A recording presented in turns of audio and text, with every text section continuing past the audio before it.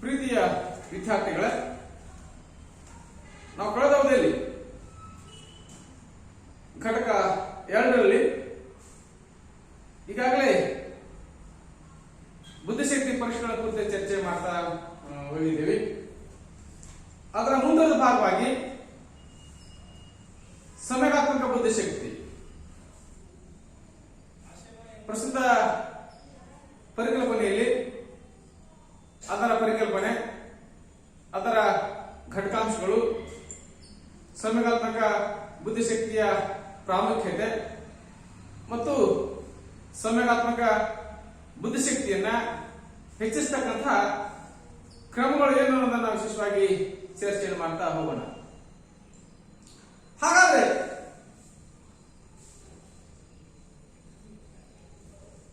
ನಾವು ಇದುವರೆಗೆ ಸಹಿತ ಬುದ್ಧಿಶಕ್ತಿಯನ್ನು ಚರ್ಚೆ ಮಾಡಿದ್ದೀವಿ. ಹಾಗಿದ್ದಾದ್ರೆ ಒಬ್ಬ ವ್ಯಕ್ತಿಗೆ ಎರಡು ರೀತಿ ಬುದ್ಧಿಶಕ್ತಿ ಇರಲಿಕ್ಕೆ ಸಾಧ್ಯ ಇದೆಯಾ ಅನ್ನೋದು ಒಂದು ಪ್ರಶ್ನೆ ಎದುರಾಗ್ತದೆ ಮನೋವಿಜ್ಞಾನದಲ್ಲಿ. ಹಾಗಾದ್ರೆ ಬುದ್ಧಿಶಕ್ತಿ ಅಂದ್ರೇನು, ಸಂವೇಗಾತ್ಮಕ ಬುದ್ಧಿಶಕ್ತಿ ಅನ್ನೋದನ್ನ ನಾವು ವಿಶೇಷವಾಗಿ ಚರ್ಚೆಯನ್ನು ಮಾಡ್ತಾ ಹೋಗೋಣ.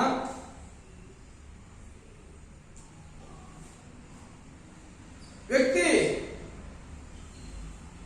ಜೀವನದಲ್ಲಿ ಯಶಸ್ಸನ್ನು ಪಡ್ಕೊಳ್ಬೇಕು ಅಂದ್ಕೊಂಡ್ರೆ ಅವನಿಗೆ ಕೇವಲ ಬುದ್ಧಿಶಕ್ತಿ ಇದ್ರೆ ಮಾತ್ರ ಸಾಲದು. ಅದರ ಜೊತೆಗೆ ಸಂವೇಗಾತ್ಮಕ ಬುದ್ಧಿಶಕ್ತಿ ಅತ್ಯಂತ ಅವಶ್ಯಕ. ಬುದ್ಧಿಶಕ್ತಿ ಇದೊಂದು ಹೊಸ ಪರಿಕಲ್ಪನೆ. ಸಂವೇಗಾತ್ಮಕ ಬುದ್ಧಿಶಕ್ತಿ ಏನಿದೆ ಇದೊಂದು ಹೊಸ ಪರಿಕಲ್ಪನೆ ಕಂಡುಕೊಳ್ಳಿಕ್ಕೆ ಸಾಧ್ಯ ಆಗ್ತದೆ. ಇದರ ಅಧ್ಯಯನವನ್ನು ಕಂಡುಕೊಳ್ಳಿಕ್ಕೆ ನಾವು ಪ್ರಯತ್ನ ಮಾಡ್ತಾ ಹೋದಂತೆ ವಿದ್ಯಾರ್ಥಿಗಳನ್ನ ಕೇವಲ ಪಠ್ಯಕ್ರಮ ಮಾತ್ರ ಅಲ್ಲದೆ ಹೊಸ ಭವಿಷ್ಯಗಳಿಗೆ ಹೊಂದ್ಕೊಳ್ತಕ್ಕಂತಹ ನಾಗರಿಕರನ್ನಾಗಿ ಅವರನ್ನ ನಿರ್ಮಾಣ ಮಾಡತಕ್ಕಂತಹ ಜವಾಬ್ದಾರಿ ಈ ನಮ್ಮ ಶಾಲೆಗಳ ಮೇಲಿದೆ. ಜೊತೆಗೆ ಬದಲಾಗತಕ್ಕಂತಹ ಸಮಸ್ಯೆಗಳಿಗೆ ಹೊಂದಿಕೊಳ್ತಕ್ಕಂತಹ ನಾಗರಿಕರನ್ನ ನಿರ್ಮಾಣ ಮಾಡೋದು ನಮ್ಮೆಲ್ಲರ ಜವಾಬ್ದಾರಿಯಾಗಿದೆ ಅಂತ ಅನ್ಕೊಳ್ಳಿಕ್ಕೆ ಸಾಧ್ಯ ಆಗ್ತದೆ. ಪ್ರಸ್ತುತ ಯುವ ಜನಾಂಗದಲ್ಲಿ ಹತಾಶ ಭಾವನೆ, ಅಜಾಗರೂಕತೆಗಳು, ಭಾವನಾತ್ಮಕ ಏರಿಳಿತಗಳು,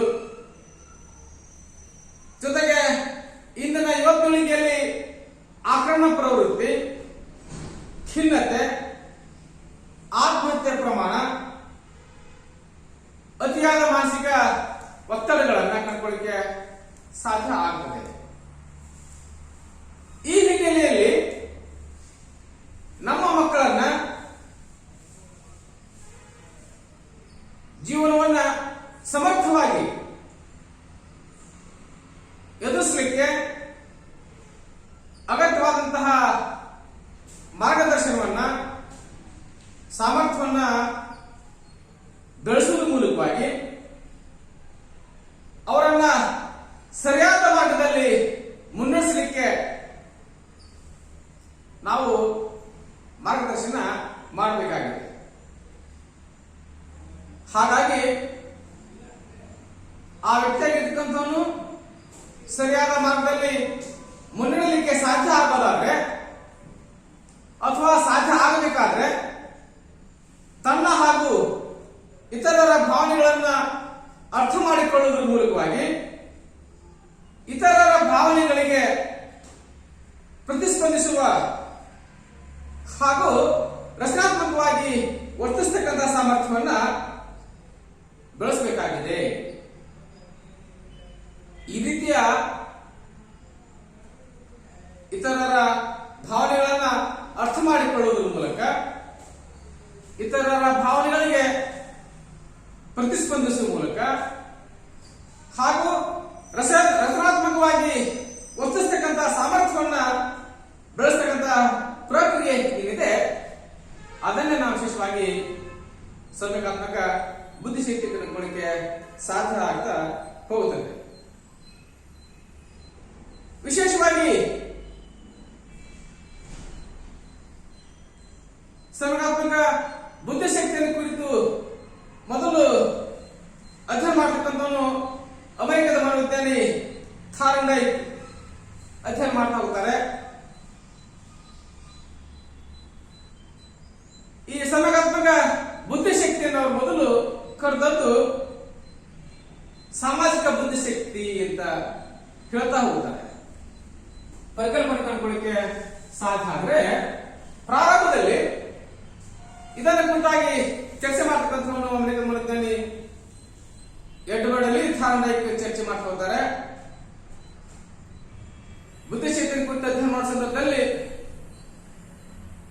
ಸಾಮಾಜಿಕ ಬುದ್ಧಿಶಕ್ತಿ ಅಂತ ಹೇಳಿ ಕರೀಲಿಕ್ಕೆ ಪ್ರಯತ್ನ ಸಹಿತ ಮಾಡ್ತಾ ಹೋಗ್ತಾರೆ. ತದನಂತರದಲ್ಲಿ ಮತ್ತೊಬ್ಬ ಮನೋವಿಜ್ಞಾನಿ ಡೇವಿಡ್ ವೆಸ್ಲರ್ ಏನಿದ್ದಾರೆ, ಅವರು ವ್ಯಕ್ತಿಯ ಭಾವನಾತ್ಮಕ ಅಂಶಗಳನ್ನು ಕುರಿತು ಅಧ್ಯಯನವನ್ನು ಮಾಡಲಿಕ್ಕೆ ಪ್ರಯತ್ನ ಸಹಿತ ಮಾಡ್ತಾ ಹೋಗ್ತಾರೆ.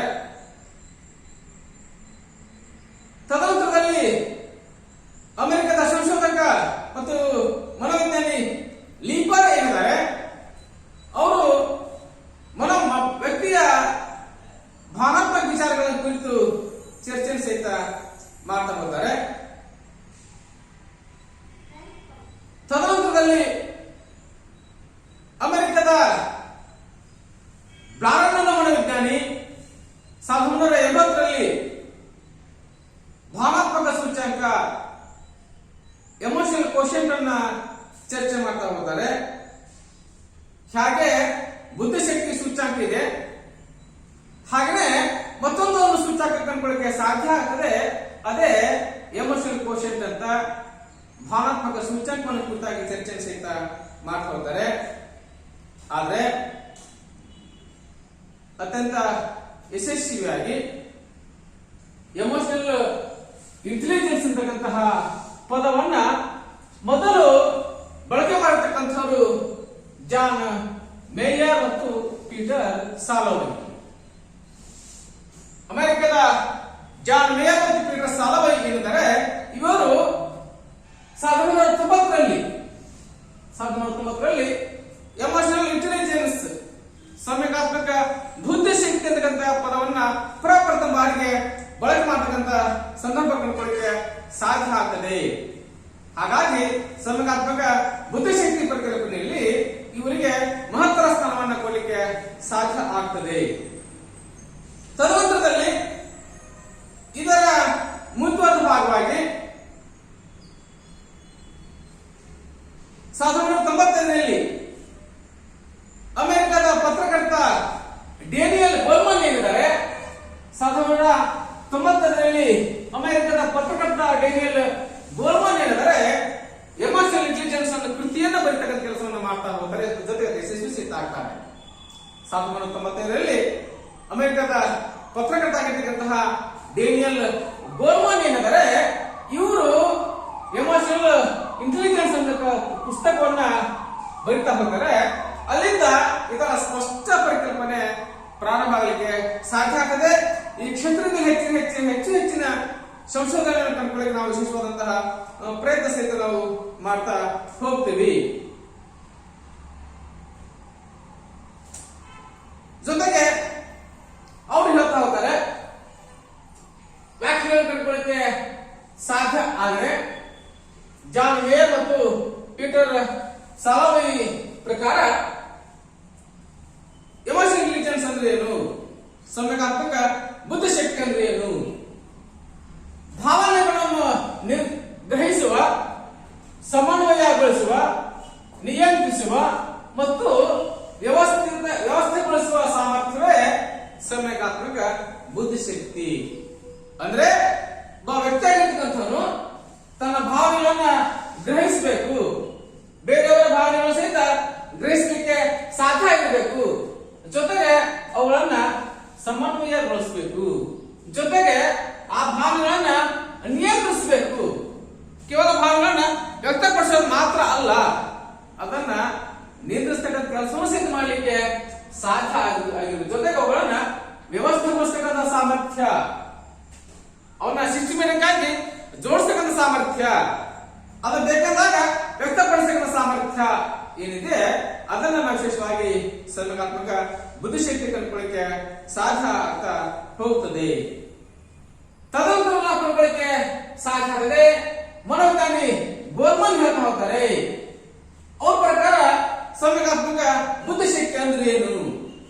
ನಮ್ಮ ಹಾಗೂ ಇತರರ ಭಾವನೆಗಳನ್ನು ಗುರುತಿಸುವ ಸಾಮರ್ಥ್ಯ, ನಮ್ಮ ಹಾಗೂ ಇತರರ ಭಾವನೆಗಳನ್ನ ಗುರುತಿಸುವ ಸಾಮರ್ಥ್ಯ, ಸ್ವಯಂ ಪ್ರೇರಿತ ಆಗುವುದು ಮತ್ತು ನಮ್ಮ ಭಾವನೆಗಳನ್ನು ಸಮರ್ಪಕವಾಗಿ ವ್ಯವಸ್ಥೆಗೊಳಿಸುವ ಸಾಮರ್ಥ್ಯ ಏನಿದೆ ಅದನ್ನ ವಿಶೇಷವಾಗಿ ಸಂವೇಗಾತ್ಮಕ ಬುದ್ಧಿಶಕ್ತಿ ಕಂಡುಕೊಳ್ಳಿಕ್ಕೆ ಸಾಧ್ಯ ಸಹಿತ ಆಗ್ತಾ ಹೋಗುತ್ತದೆ.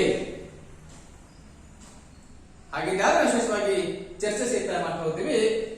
ನಮ್ಮ ಹಾಗೂ ಇತರ ಭಾವಗಳನ್ನು ಗುರುತಿಸುವ ಸಾಮರ್ಥ್ಯ, ಜೊತೆಗೆ ಸ್ವಯಂ ಪ್ರೇರಿತನಾಗುವುದು, ಸೆಲ್ಫ್ ಮೋಟಿವೇಟ್ಗೆ ಒಳಪಡತಕ್ಕಂಥ ಸಾಮರ್ಥ್ಯ, ಜೊತೆಗೆ ನಮ್ಮ ಭಾವನೆಗಳನ್ನು ಸಮರ್ಪಕವಾಗಿ ವ್ಯವಸ್ಥೆಗೊಳಿಸುವ ಸಾಮರ್ಥ್ಯ ಏನಿದೆ ಅದನ್ನ ವಿಶೇಷವಾಗಿ ಸಂವೇಗಾತ್ಮಕ ಬುದ್ಧಿಶಕ್ತಿ ಕಂಡುಕೊಳ್ಳಿಕ್ಕೆ ಸಾಧ್ಯ ಸಹಿತ ಆಗ್ತಾ ಹೋಗುತ್ತದೆ.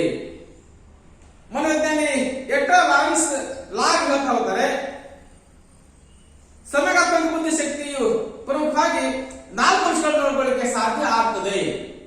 ನನ್ನ ಬಲಿಗೆ ಪ್ರಯತ್ನ ಮಾಡಿಲ್ಲ. ಸಂವೇಗಾತ್ಮಕ ಬುದ್ಧಿಶಕ್ತಿ ಇಮೋಷನಲ್ ಇಂಟೆಲಿಜೆನ್ಸ್ ಏನಿದೆ ಇದು 4 ಪ್ರಮುಖ ಅಂಶಗಳನ್ನ ಒಳಗೊಳ್ಳಲಿಕ್ಕೆ ಸಾಧ್ಯ ಆಗ್ತಾ ಹೋಗುತ್ತದೆ. ಒಂದು ಜಾಗೃತಿಗೊಳಿಸುವುದು, ಒಂದು ಸ್ವೀಕರಿಸುವಿಕೆ, ಮತ್ತೊಂದು ಮನೋಭಾವನೆಗಳು ಮತ್ತು ಕ್ರಿಯೆಗಳಲ್ಲಿ ಪ್ರಭುತ್ವ ಸಾಧಿಸುವುದು.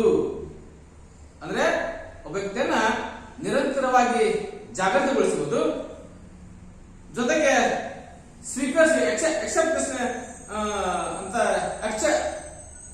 ಎಕ್ಸೆಪ್ಟೆನ್ಸ್ ಅಂತ ನಾವು ಹೇಳ್ತಾ ಹೋಗ್ತೀವಿ. ಜೊತೆಗೆ ಮನೋಭಾವನೆಗಳನ್ನು ಮತ್ತು ಕ್ರಿಯೆ ಇವುಗಳಲ್ಲಿ ಪ್ರಭುತ್ವ ಸಾಧಿಸುವುದು.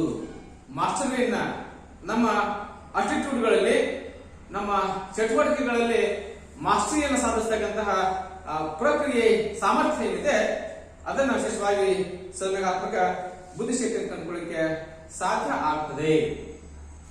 ಇನ್ನ ಸಂವೇಗಾತ್ಮಕ ಬುದ್ಧಿಶಕ್ತಿಯ ಘಟಕಾಂಶಗಳು ಫಸ್ಟ್ ಆಗಿ ಹೇಳ್ತಾ ಹೋಗ್ತೀವಿ, ಸೆಲ್ಫ್ ಅವೇರ್ನೆಸ್ ಅಂತ ಹೇಳ್ತಾ ಹೋಗ್ತೀವಿ, ಸ್ವಯಂ ಅರಿವು. ಹಾಗಿದ್ದರೆ ಸ್ವಯಂ ಅರಿವು ಅಂದ್ರೆ ಏನು? ಪ್ರತಿಯೊಬ್ಬ ವ್ಯಕ್ತಿಯು ಸಹಿತ ಪ್ರತಿ ಕ್ಷಣದಲ್ಲೂ ಸಹಿತ ತಮಗೆ ಉಂಟಾದ ಭಾವನೆಗಳನ್ನ ತಿಳಿತಾನೆ. ಯಾವುದೇ ನಿರ್ಧಾರ ಕೈಗೊಳ್ಳಬೇಕಾದಾಗ ಸೂಕ್ತವಾದ ಸಾಮರ್ಥ್ಯಗಳನ್ನ ಉಪಯೋಗಿಸಿಕೊಳ್ಳುವುದು. ಜೊತೆಗೆ ಸ್ವಯಂ ಅರಿವು ಅಂತಂದ್ರೆ ನನ್ನ ಸಾಮರ್ಥ್ಯ ಎಷ್ಟು, ಅದರ ಇತಿಮಿತಿಗಳು ಏನು, ನನ್ನ ಗುರಿ ಮತ್ತು ನನ್ನ ಸಾಮರ್ಥ್ಯಗಳ ಮಧ್ಯೆ ಸಂಬಂಧ ಏನು, ಅಂತರ ಎಷ್ಟು ಅಂತಕ್ಕಂಥದ್ದು ನಾವು ಮೊದಲು ತಿಳ್ಕೊಳ್ಳಿಕ್ಕೆ ಸಾಧ್ಯ ಆಗಿರಬೇಕು. ವ್ಯಕ್ತಿಯಾಗಿರ್ತಕ್ಕಂಥವನು ತನ್ನ ಸಾಮರ್ಥ್ಯವನ್ನ ಅರಿತುಕೊಂಡು ತನ್ನ ಅಭಿರುಚಿ ಆಕಾಂಕ್ಷೆಗಳನ್ನ ವ್ಯಕ್ತಪಡಿಸಲಿಕ್ಕೆ ಸಾಧ್ಯ ಆಗಿರಬೇಕು. ಇದನ್ನ ನಾವು ವಿಶೇಷವಾಗಿ ಅಂದ್ರೆ ನಮ್ಗೆ ಲಿಮಿಟೇಷನ್ಸ್ ಏನಿದಾವೆ, ಇತಿಮಿತಿಗಳು ಏನಿದಾವೆ, ಹಾಗಿದ್ದರೆ ನಾನು ಪ್ರಯತ್ನ ಮಾಡುವ ಮೂಲಕ ಗುರಿ ಮುಟ್ಟಲಿಕ್ಕೆ ಸಾಧ್ಯ ಇದೆಯಾ ಅಂತಕ್ಕಂತಹ ಅರಿವು ಏನಿದೆ ಅದನ್ನ ನಾನು ಅರ್ಥ ಮಾಡ್ಕೊಳ್ಳಿಕ್ಕೆ ಸಾಧ್ಯ ಆಗಿರಬೇಕು. This is A self awareness ಅಂತ ಕಂಡುಕೊಳ್ಳಿಕ್ಕೆ ನಾವು ಪ್ರಯತ್ನ ಮಾಡ್ತಾ ಹೋಗ್ತೀವಿ. ನೆಕ್ಸ್ಟ್ ಆಗಿ ಸ್ವಯಂ ನಿಯಂತ್ರಣ, ಸೆಲ್ಫ್ ರೆಗ್ಯುಲೇಷನ್ಸ್ ಅಂತ ಹೇಳ್ತಾ ಹೋಗ್ತೀವಿ. ಹಾಗಿದ್ದರೆ ನಾವು ಕೈಗೊಳ್ತಕ್ಕಂಥ ಕಾರ್ಯಗಳನ್ನ ಸುಲಭವಾಗಿ ಸಾಧಿಸಲಿಕ್ಕಾಗಿ ನಮ್ಮ ಸಮಯಗಳನ್ನ, ನಮ್ಮ ಭಾವನೆಗಳನ್ನ ನಾವು ಸಮರ್ಪಕವಾಗಿ ಬಳಸಿಕೊಳ್ಳಬೇಕಾಗ್ತದೆ. ಸಂದರ್ಭಕ್ಕೆ ಅನುಗುಣವಾಗಿ ನನ್ನ ಭಾವನೆಗಳನ್ನು ನಾನು ನಿಯಂತ್ರಿಸಿಕೊಳ್ಬೇಕಾಗ್ತದೆ. ತನ್ನ ಭಾವನೆಗಳನ್ನು ಕೇವಲ ವ್ಯಕ್ತಪಡಿಸೋದು ಮಾತ್ರ ಅಲ್ಲ, ಒಬ್ಬ ವ್ಯಕ್ತಿಗೆ ತನ್ನ ಭಾವನೆಗಳನ್ನ ನಿಯಂತ್ರಿಸತಕ್ಕಂತ ಸಾಮರ್ಥ್ಯ ಸಹಿತ ಇರಬೇಕು. ಅಂದ್ರೆ ಮಾತ್ರ ಅವನು ತನ್ನ ಗುರಿ ಮುಟ್ಟಲಿಕ್ಕೆ ಸಾಧ್ಯ ಆಗ್ತದೆ. ಯಾರಿಗೆ ತನ್ನ ಭಾವನೆಗಳನ್ನ ನಿಯಂತ್ರಿಸಿಕೊಳ್ಳಿಕ್ಕೆ ಸಾಧ್ಯ ಇಲ್ವೋ ಅವನು ಅಧಪತನಕ್ಕೆ ಈಡಾಗ್ತಾನೆ. ಹಾಗಾಗಿ ವಿಶೇಷವಾಗಿ ಹೇಳ್ತಾ ಹೋಗ್ತೀವಿ, ನಮ್ಮ ಗುರಿ ಸಾಧನೆ ಆಗುವವರಿಗೆ ನಮ್ಮ ಭಾವೋದ್ವೇಗಗಳನ್ನ ನಿಯಂತ್ರಣ ಮಾಡ್ಕೊಳ್ಳಿಕ್ಕೆ ಸಾಧ್ಯ ಆಗಬೇಕು. ಜೊತೆಗೆ ಭಾವನಾತ್ಮಕವಾಗಿ ವಿಚಲಿತ ಆಗದೇ ಇರತಕ್ಕಂಥ ಸಾಮರ್ಥ್ಯ ನಮ್ಮಲ್ಲಿ ನಾವು ಕಂಡುಕೊಳ್ಳಿಕ್ಕೆ ಸಾಧ್ಯ ಆಗಬೇಕು. ಅಂದ್ರೆ ಭಾವನಾತ್ಮಕವಾಗಿ ವಿಚಲಿತವಾಗತಕ್ಕಂತಹ ಅಂದ್ರೆ ನಮ್ಮ ಮನಸ್ಸನ್ನು ಕೆಡಿಸಿಕೊಳ್ಳಲಾರದ ರೀತಿಯಲ್ಲಿ ನಾವು ಬದುಕಲಿಕ್ಕೆ ಯೋಗ್ಯ ಆಗಿರ್ಲಿಕ್ಕೆ ಸಾಧ್ಯ ಆಗಿರ್ಬೇಕು. ಅದನ್ನ ನಾವು ವಿಶೇಷವಾಗಿ ಹೇಳ್ತೀವಿ, ಸೆಲ್ಫ್ ರೆಗ್ಯುಲೇಷನ್ ಅಂತ ಕಂಡುಕೊಳ್ಳಿಕ್ಕೆ ಸಾಧ್ಯ ಆಗ್ತದೆ. ಇನ್ನ ಸ್ವಯಂ ಪ್ರೇರಣೆ, ಸೆಲ್ಫ್ ಮೋಟಿವೇಶನ್ ಅಂತ ಮುರಿದಾಗಿ ಕಂಡುಕೊಳ್ಳಿಕ್ಕೆ ಸಾಧ್ಯ ಸಹಿತ ಆಗ್ತಾ ಹೋಗುತ್ತದೆ. ಅಂದ್ರೆ ಒಂದು ನಿರ್ದಿಷ್ಟ ಗುರಿ ಕಡೆ ಚಲಿಸಲಿಕ್ಕೆ ಅಥವಾ ನಮ್ಮ ಆಯ್ಕೆಗಳನ್ನ ನಾವು ಮಾಡಿಕೊಳ್ಳಿಕ್ಕೆ ನಮಗೆ ಯಾವ ಅಗತ್ಯನೇ ಇಲ್ಲ.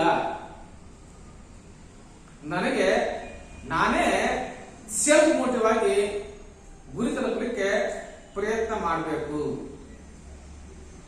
ಅಂದ್ರೆ ಜೀವನದಲ್ಲಿ ವ್ಯಕ್ತಿ ಯಶಸ್ಸನ್ನ ಸಾಧಿಸಲಿಕ್ಕೆ ಸಾಧ್ಯ ಆಗ್ತದೆ.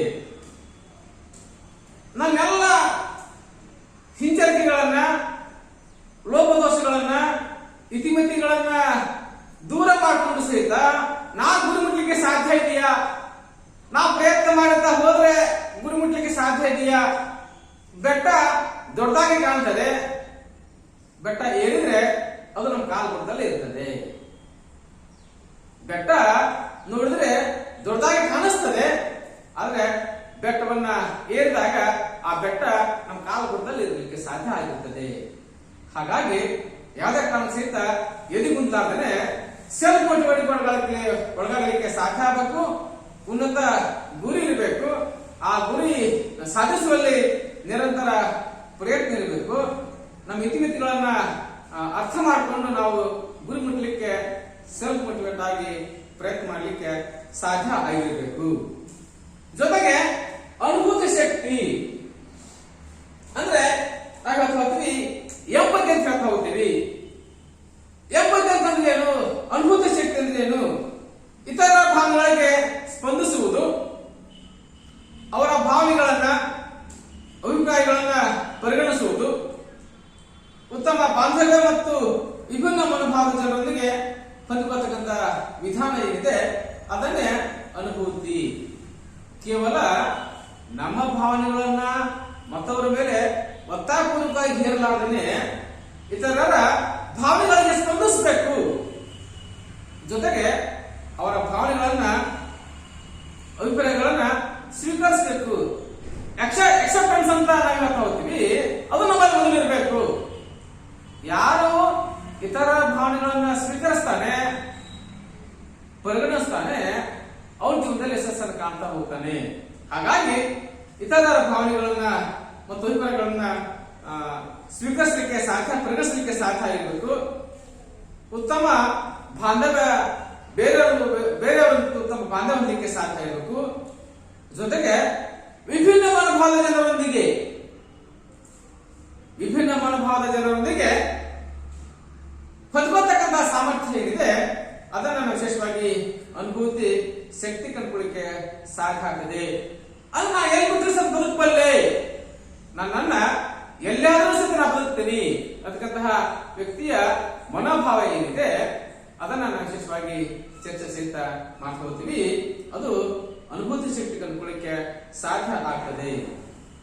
ಇನ್ನ ಸಾಮಾಜಿಕ ಕೌಶಲ್ಯಗಳು, ಸೋಷಿಯಲ್ ಸ್ಕಿಲ್ಸ್ ಅಂತ ನಾವು ಹೇಳ್ತಾ ಹೋಗ್ತೀವಿ. ಅಂದ್ರೆ ಸಾಮಾಜಿಕ ಸನ್ನಿವೇಶಗಳನ್ನ ಸಮರ್ಪಕವಾಗಿ ಅರ್ಥ ಮಾಡಿಕೊಳ್ತಕ್ಕಂಥ ಸಾಮರ್ಥ್ಯ, ಸಾಮಾಜಿಕ ಸಂಬಂಧಗಳಲ್ಲಿ ನಮ್ಮ ಭಾವನೆಗಳನ್ನ ಸರಿಯಾಗಿ ಬಳಸಿಕೊಳ್ತಕ್ಕಂಥ ಸಾಮರ್ಥ್ಯ, ಪರಸ್ಪರ ಉತ್ತಮ ಸಂಬಂಧ ಬೆಳೆಸಿಕೊಳ್ಳುವಿಕೆ, ಬೇರೆಯವರ ಮನವನ್ನ ಒಪ್ಪಿಸಲಿಕ್ಕೆ, ಕಲಹಗಳನ್ನ ಜಗಳಗಳನ್ನ ಪರಿಹರಿಸಲಿಕ್ಕೆ, ಇಬ್ಬರ ಮಧ್ಯೆ ಸಂಬಂಧವನ್ನ ಏರ್ಪಡಿಸಲಿಕ್ಕೆ, ಸಂಧಾನ ಮಾಡಲಿಕ್ಕೆ, ಪರಸ್ಪರ ಸಹಕಾರ ಸೌಹಾರ್ದತೆ ಬೆಳೆಸಲಿಕ್ಕೆ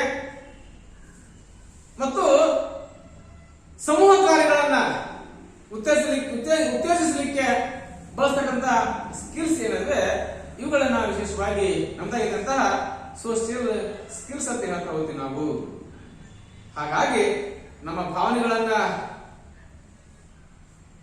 ಸರಿಯಾಗಿ ಬಳಸಿಕೊಳ್ಳುವ ಮೂಲಕವಾಗಿ ಪರಸ್ಪರ ಸಮಾಜದಲ್ಲಿ ಸಹಕಾರ, ಸೌಹಾರ್ದತೆ, ಹೊಂದಾಣಿಕೆ, ನೈತಿಕ ಮೌಲ್ಯಗಳಿಗೆ ಒಳಪಟ್ಟು ನಮ್ಮ ಜೀವನವನ್ನ ಸಮಾಜದ ಜೀವನವನ್ನು ಸಾಗಿಸ್ತಕ್ಕಂಥ ಪ್ರಕ್ರಿಯೆ ಏನಿದೆ ಅದನ್ನ ವಿಶೇಷವಾಗಿ ಸೋಷಿಯಲ್ ಸ್ಕಿಲ್ಸ್ ಅಂತ ಕಂಡುಕೊಳ್ಳಿಕ್ಕೆ ಸಾಧ್ಯ ಸಹಿತ ಆಗ್ತಾ ಹೋಗುತ್ತದೆ. ಅದಾನಂತರದಲ್ಲಿ ಮತ್ತೊಂದನ್ನು ಕಂಡುಕೊಳ್ಳಿಕ್ಕೆ ಸಾಧ್ಯ ಆಗ್ತದೆ ಸಂವೇಗಾತ್ಮಕ ಬುದ್ಧಿಶಕ್ತಿಯ ಪ್ರಾಮುಖ್ಯತೆ. ಅದರಲ್ಲಿ 4 ಅಂಶಕ್ಕೆ 5 ಅಂಶ ಕಂಡುಕೊಳ್ಳಿಕ್ಕೆ ಸಾಧ್ಯ ಆಗ್ತದೆ. ಫಸ್ಟ್ ಆಗಿ ಯಶಸ್ಸು ಸಾಧಿಸಲು ಅಂದ್ರೆ ವ್ಯಕ್ತಿಯಾಗಿರ್ತಕ್ಕಂಥವನು ಜೀವನದಲ್ಲಿ ಯಶಸ್ಸನ್ನ ಸಾಧಿಸಬೇಕಂತಂದ್ರೆ ಮೊದಲು ನಮ್ಮ ಭಾವನೆಗಳನ್ನ ನಿಯಂತ್ರಿಸಿಕೊಳ್ಬೇಕು. ಯಾವ ಭಾವನೆಯನ್ನ ಯಾವ ಸ್ಥಳದಲ್ಲಿ ಯಾವ ಸಮಯದಲ್ಲಿ ವ್ಯಕ್ತಪಡಿಸಬೇಕಂತಹ ಕನಿಷ್ಠ ಜ್ಞಾನ ವ್ಯಕ್ತಿಗಿರಬೇಕು. ಈ ಜ್ಞಾನ ಯಾರಲ್ಲಿರ್ತದೆ ಅವನ ಜೀವನದಲ್ಲಿ ಯಶಸ್ಸನ್ನ ಸಾಧಿಸ್ತಾನೆ. ಹಾಗಾಗಿ ಯಶಸ್ಸನ್ನ ಸಾಧಿಸಲಿಕ್ಕಾಗಿ ನಮ್ಮದಾದಂತಹ ಸಂವೇಗಾತ್ಮಕ ಬುದ್ಧಿಶಕ್ತಿ ಅತ್ಯಂತ ಅವಶ್ಯಕ. ಹಾಗಾಗಿ ವ್ಯಕ್ತಿಯಾಗಿರ್ತಕ್ಕಂಥವನು ಕೇವಲ ಬುದ್ಧಿಶಕ್ತಿ ಮಾತ್ರ ಮುಖ್ಯ ಅಲ್ಲ, ಸಂವೇಗಾತ್ಮಕ ಬುದ್ಧಿಶಕ್ತಿ ಅತ್ಯಂತ ಅವಶ್ಯಕ. ಬುದ್ಧಿವಂತರು ಜೀವನವನ್ನ ಯಶಸ್ವಿಯಾಗಿ ಕಳೀತಾ ಇರತಕ್ಕಂಥ ಯಾವುದೇ ಖಾತ್ರಿ ಇರಲಿಕ್ಕೆ ಸಾಧ್ಯ ಆಗುದಿಲ್ಲ. ಆದ್ರೆ ಯಾರೆಲ್ಲ ಸಂವೇಗಾತ್ಮಕ ಬುದ್ಧಿಶಕ್ತಿ ಇರ್ತದೆ, ಹೊಂದಾಣಿಕೆ ಗುಣ ಇರ್ತದೆ, ಸಹಕಾರ, ಸೌಹಾರ್ದತೆ, ಪ್ರೀತಿ, ವಿಶ್ವಾಸ, ನಂಬಿಕೆ, ಐಕ್ಯತೆ ಇರ್ಲಿಕ್ಕೆ ಗುಣ ಇರ್ಲಿಕ್ಕೆ ಸಾಧ್ಯ ಆಗ್ತದೆ, ಅವನ ಜೀವನದಲ್ಲಿ ಯಶಸ್ಸನ್ನ ಸಾಧಿಸ್ತಾನೆ. ಹಾಗಾಗಿ ವ್ಯಕ್ತಿಯಾಗಿರ್ತಕ್ಕಂಥವನು ಜೀವನದಲ್ಲಿ ಯಶಸ್ಸನ್ನು ಸಾಧಿಸಬೇಕಂತಂದ್ರೆ ಅವನ ಯಶಸ್ಸಿಗೆ ಕಾರಣ ಮೂಲವಾದಂತಹ ಸಂವೇಗಾತ್ಮಕ ಬುದ್ಧಿಶಕ್ತಿಯ ಸಾಮರ್ಥ್ಯ ಅನ್ನೋ ವಿಶೇಷವಾಗಿ ಚರ್ಚೆ ಮಾಡ್ಕೊಳ್ತೀವಿ. ಇನ್ನ ತೃಪ್ತಿದಾಯಕ ಹೊಂದಾಣಿಕೆ.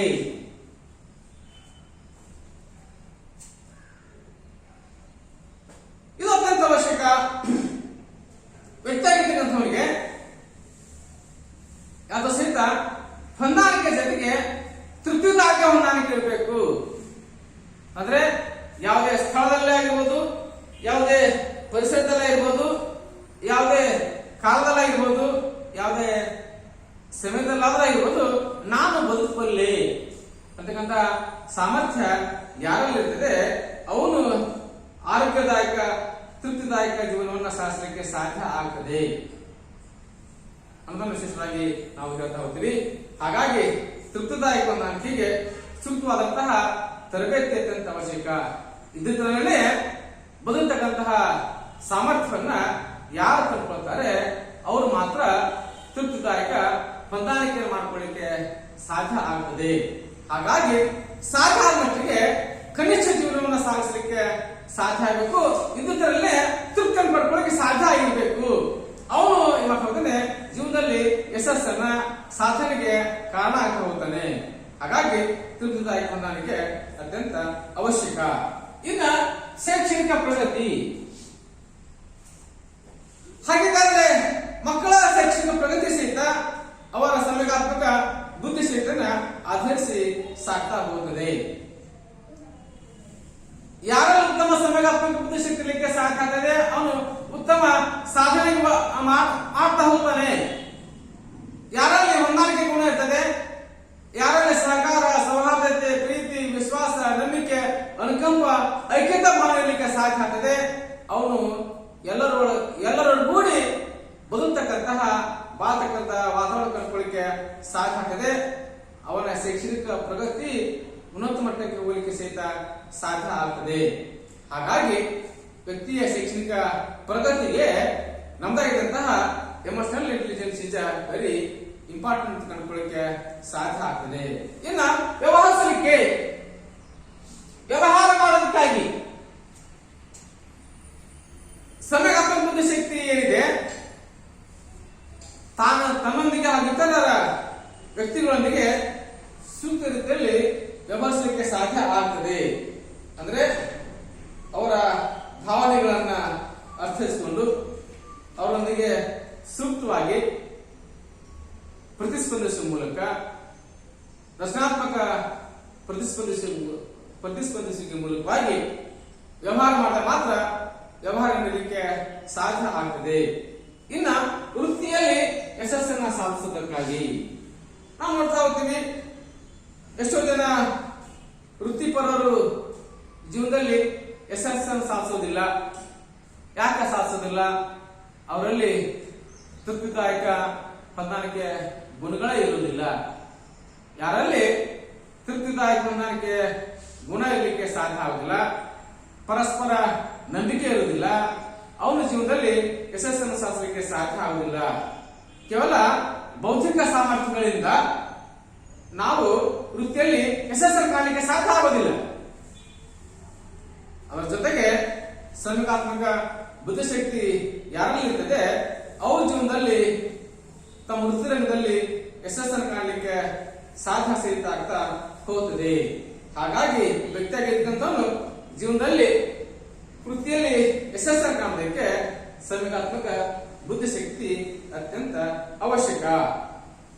ಇನ್ನು ನಾವು ವಿಶೇಷವಾಗಿ ಚರ್ಚೆ ಸಹಿತ ಮಾಡ್ಬೋದಂದ್ರೆ ಸಂವೇಗಾತ್ಮಕ ಬುದ್ಧಿಶಕ್ತಿ ಸಮರ್ಥನೆಯ ಕ್ರಮಗಳು.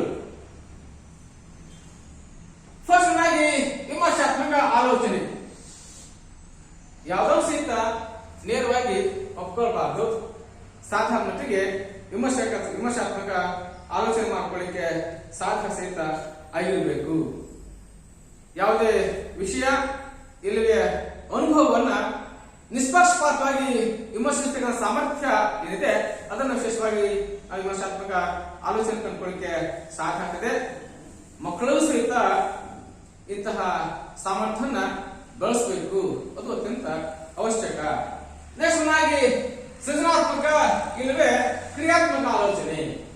ಅಂದ್ರೆ ಹೊಸದನ್ನು ಸೃಷ್ಟಿ ಮಾಡೋದು. ಎಂಟಿ ಮೈಂಡ್ ಇದೆ ಡೆವಿಲ್ ವರ್ಕ್ಶಾಪ್ ಅಂತೆ.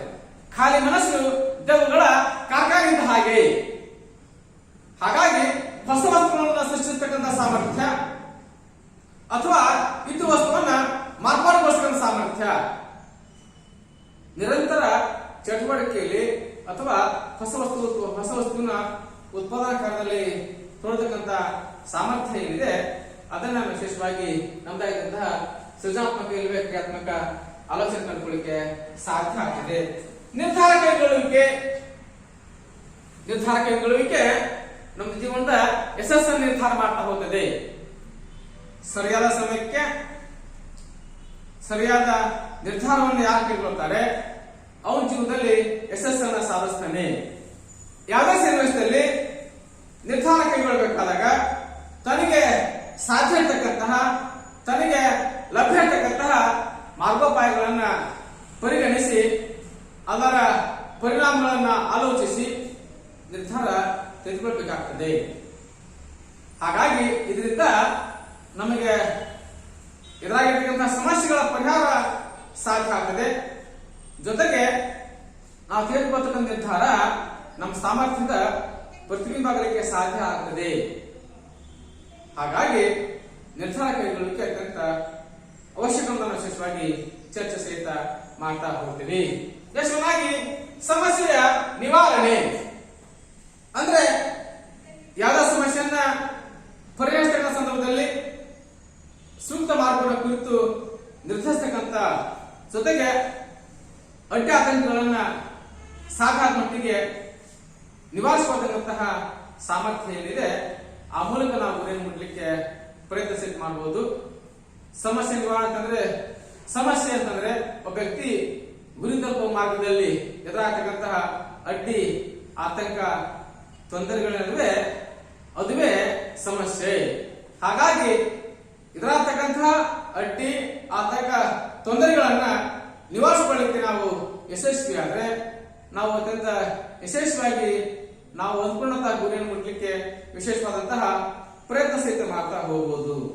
ನೆಕ್ಸ್ಟ್ ಇತರರೊಡನೆ ಹೊಂದಾಣಿಕೆ ಅಂದ್ರೆ ಕೆಲವು ವ್ಯಕ್ತಿ ತಾನೊಬ್ಬರೇ ಬದುಕಲಿಕ್ಕೆ ಸಾಧ್ಯ ಇಲ್ಲ, ಹಾಗಾಗಿ ಬೇರೆಯವರೊಂದಿಗೆ ಹೊಂದಾಣಿಕೆ ಆಗಲಿಕ್ಕೆ ಬೇಕು. ಇತರರೊಡನೆ ಉತ್ತಮ ಬಾಂಧವ್ಯ, ಭಾವನಾತ್ಮಕ ಬುದ್ಧಿಶಕ್ತಿಯ ಪ್ರಮುಖ ಅಂಶ ಕಂಡುಕೊಳ್ಳಿಕ್ಕೆ ಸಾಧ್ಯ ಆಗ್ತದೆ. ಜೊತೆಗೆ ವ್ಯಕ್ತಿ ಆಗಿರ್ತಕ್ಕಂಥವನು ತನ್ನ ಭಾವನೆಗಳನ್ನ ವ್ಯಕ್ತಪಡಿಸುವ ಜೊತೆಗೆ ಇತರರ ಭಾವನೆಗಳಿಗೆ ಪ್ರತಿಸ್ಪಂದಿಸತಕ್ಕಂತಹ ಸಾಮರ್ಥ್ಯವನ್ನ ಕಂಡುಕೊಳ್ಳಿಕ್ಕೆ ಸಾಧ್ಯ ಆಗಬೇಕು. ಅಂದ್ಕೊಂಡ್ರೆ ಮಾತ್ರ ಬೇರೆಯವರೊಂದಿಗೆ ಹೊಂದಾಣಿಕೆ ಮಾಡಿಕೊಳ್ಳಿಕ್ಕೆ ಸಾಧ್ಯ ಆಗ್ತಾ ಹೋಗುತ್ತದೆ.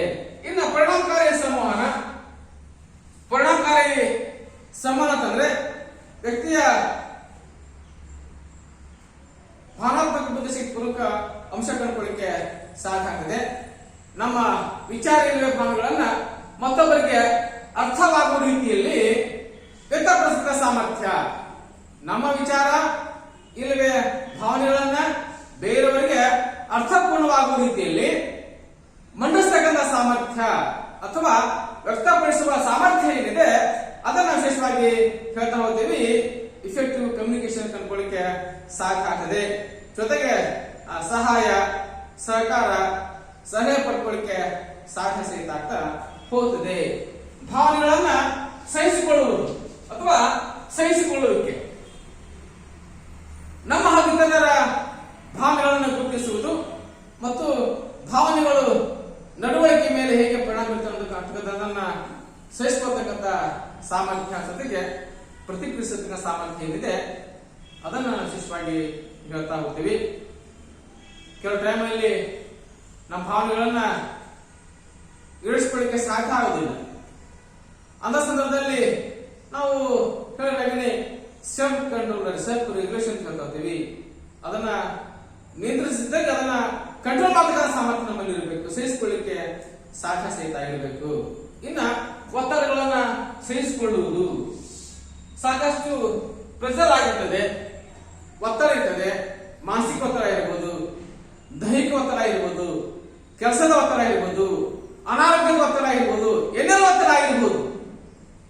ಎಲ್ಲ ಒತ್ತಡಗಳನ್ನ ಸಹಿಸಿಕೊಂಡ್ರೆ ಮಾತ್ರ ಜೀವನದಲ್ಲಿ ಯಶಸ್ಸನ್ನ ಸಾಧಿಸಲಿಕ್ಕೆ ಸಾಧ್ಯ ಸಹಿತ ಆಗ್ತದೆ.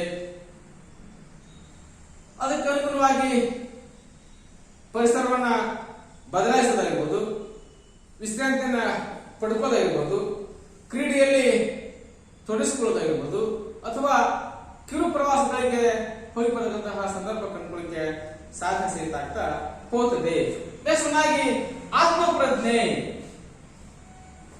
ಆತ್ಮಪ್ರಜ್ಞೆ ಅಂತಂದ್ರೆ ನಮ್ಮನ್ನ ನಾವು ಗುರುತಿಸಿಕೊಳ್ಳೋದು, ನನ್ನ ಸಾಮರ್ಥ್ಯ ಎಷ್ಟು, ನನ್ನ ಅಂಬಿಷನ್ಸ್ ಏನಿವೆ, ನನ್ನ ಗುರಿಗಳೇನಿವೆ, ಜೊತೆಗೆ ನನ್ನಲ್ಲಿರ್ತಕ್ಕಂತಹ ನನ್ನ ಆಸಕ್ತಿ ಏನು, ನನ್ನ ಅಭಿರುಚಿಗಳೇನು, ನನ್ನ ಮನೋಭಾವ ಏನು, ನನ್ನ ಬುದ್ಧಿಶಕ್ತಿ ಏನು, ನನ್ನ ಒಲವು ನಿಲುವುಗಳೇನು, ನನ್ನ ಪ್ರಯತ್ನ ಎಷ್ಟು, ನನ್ನ ಗುರಿಗಳಿಗೆ, ನನ್ನ ಪ್ರಯತ್ನಕ್ಕೆ, ನನ್ನ ಸಾಮರ್ಥ್ಯಗಳ ಮಧ್ಯೆ ಇರ್ತಕ್ಕಂಥ ಅಂತರ ಎಷ್ಟಿದೆ.